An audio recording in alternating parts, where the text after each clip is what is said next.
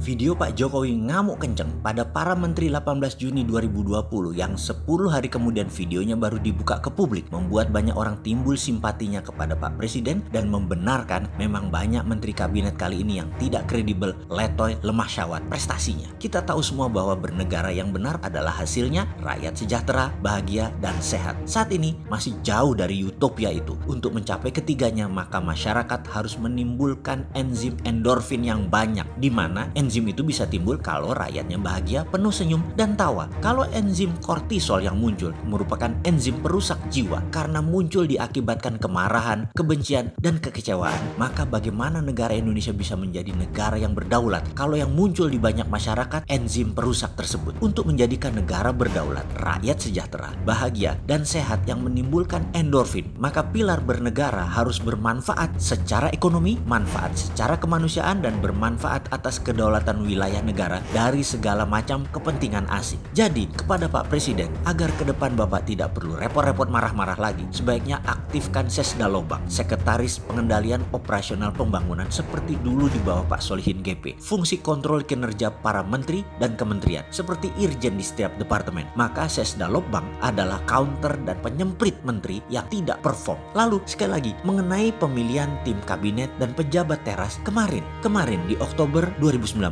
ada sebuah komen yang menarik dari pengamat kebijakan bernegara, negara tetangga yang pernah berkomunikasi dengan saya di awal pelantikan kabinet Pak Jokowi Jilid 2 ini, yang menunjuk menteri banyak dari kalangan silver spoon dan golden plater. Mereka anak orang kaya ataupun orang kaya yang hidupnya penuh nikmat, makan di piring emas dan di sendok perak. Tidak salah memilih mereka, namun kekayaan sering melenakan kesejatian rasa. Sementara manusia sejati itu harus punya sadar rasa terhadap orang yang sering susah, berat perjuangan hidupnya, faham apa itu arti lapar, berat menanggung hutang, susahnya mencari sesuap nasi yang halal. Apakah semua pejabat punya rasa itu? Berat kalau hilang rasa lapar, gelisah, susah dari diri seseorang untuk mengerti sense of crisis. Kalau kita ambil filosofi manusia secara budaya Jawa, ada kata sejatine sukmo sejati iku sejatine rasa. Dasar ruh manusia yang sempurna itu ketika kita mengenal sukma sejati, yaitu rasa. Sense of crisis adalah kemampuan merasakan krisis, kegelisahan rakyat yang lapar. Bagaimana para pejabat tahu apa lapar itu sebenarnya kalau mereka tidur di kursi yang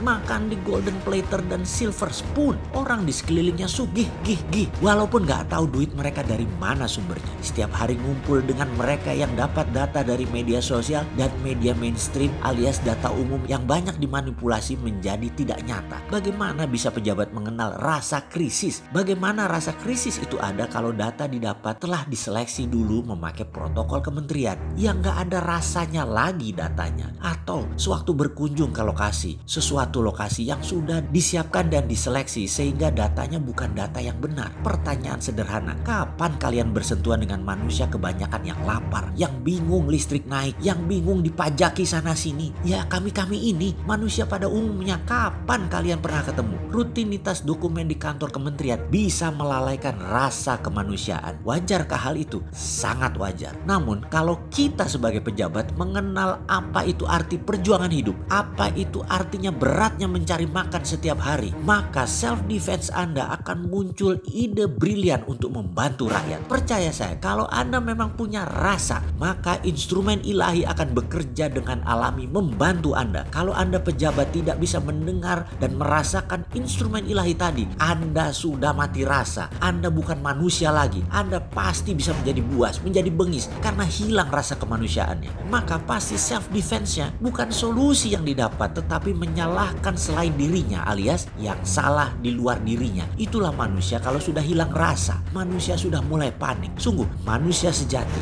memakai rasa. Sekarang yuk kalian merasakan, apakah kehadiran kalian sebagai pejabat teras di kabinet ini sudah membantu kepentingan rakyat banyak? Sudahkah rakyat senang dengan Anda? Kalau belum, adakah program setiap departemen Anda dari tahun ini sampai tahun ke depan, sampai jabatan politik Anda berakhir? Kalau belum ada yang jenius, solutif programnya untuk saat ini dan tahun-tahun ke depan, jantan saja, mundur. Kalau kalian tidak berani, tidak jantan, jangan salahkan kalian akan mendengar terus dengungan ketidaknyamanan dari masyarakat dan kalian hidupnya menjadi tidak enak, tidak nyaman, gelisah terus. Ada ilustrasi mengenai rasa. Ingin rumah Anda penuh dengan kemarahan, kegelisahan, bertengkar bertengkar di rumah tangga Anda? Gampang, pasang polisi tidur di tengah jalanan di depan rumah Anda. Yang tinggi, 2 kalau perlu. Semakin banyak kendaraan yang lewat rumah Anda, semakin bubrah getaran yang Anda terima setiap menitnya. Karena vibrasi orang yang melewati polisi tidur tadi, rasanya apa? Tidak nyaman, kesel, bahkan marah. Pastinya rumah Anda yang di depannya yang paling merasakan pengaruh getaran negatif tadi. Rumah tadi penuh dengan stres, depresi, tekanan, dan kemarahan. Begitu juga bagi pejabat yang tidak mampu tapi tidak mau mundur. Departemen Anda, masyarakat, bawahan Anda akan menggerutu, memberikan vibrasi negatif, dan hidup Anda akan penuh dengan penderitaan. Persis seperti Anda pasang polisi tidur 2 buah di depan rumah Anda. Sebaiknya kalau tidak mampu,